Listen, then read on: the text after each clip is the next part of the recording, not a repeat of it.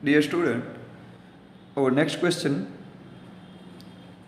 is, we have to prove that square root of 1 minus cos A upon 1 plus cos A equal to sin A upon 1 plus cos A. For that, always we have to start with complicated side and try to find out simple side. So here complicated side is left hand side.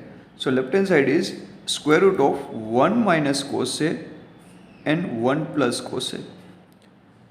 This one is best question. Why? Because just observe by which terms we have to multiply both numerator and denominator. So your logic is observe left hand side and right hand side in question. In both sides, both denominators are same, 1 plus cos A and 1 plus cos A. It means we have to write 1 plus cos A as it is. We want 1 plus cos A as it is in right hand side. So for that, what we have to do? We have to multiply both terms, numerator and denominators, by 1 plus cos A.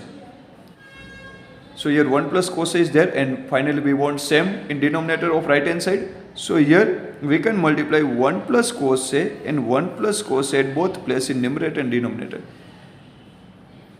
If we want 1 minus cos A in numerator, then what we have to do? We have to multiply 1 minus cos A at both places. So according to requirement of right hand side, we have to do multiplication when square root is there.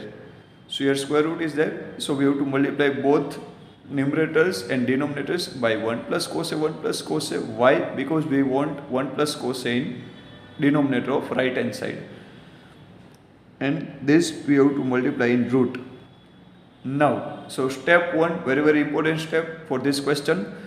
Now square root and square root, so we have to write common square root in numerator. Observe that 1 minus cos A and 1 plus cos A. In numerator, 1 minus cos A and 1 plus cos A, that is A square minus B square. It means 1 square minus cos square A. A minus B into A plus B, A square minus B square. In denominator, 1 plus cos A, 1 plus cos A.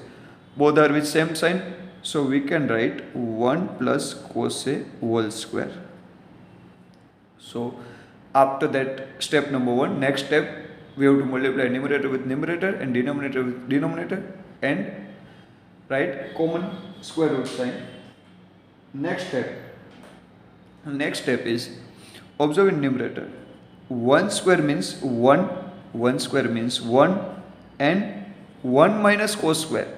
First square relation, sin square theta plus cos square theta equal to 1. If I convert that relation in sin square form, it means sin square as it is. If I shift that cos square on right hand side, then it gives 1 minus cos square theta equal to sin square theta. So over here we have to apply that same relation. 1 minus cos square equal to sin square.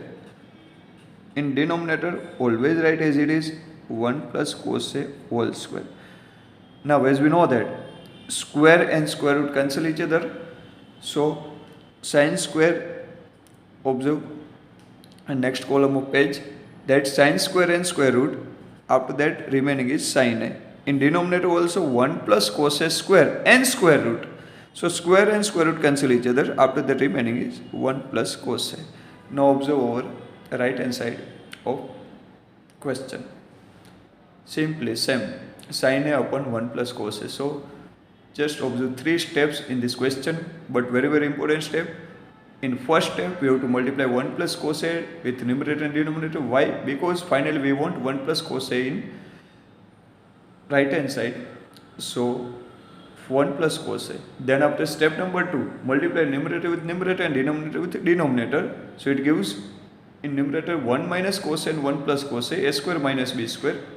So that is sin square A. In denominator 1 plus cos A and 1 plus cos A. So write as it is. Then after square and square root cancel each other. So sin square A becomes just sin A, and denominator 1 plus cos A whole bracket square becomes just 1 plus cos A. And that is our right hand side. Hence proved.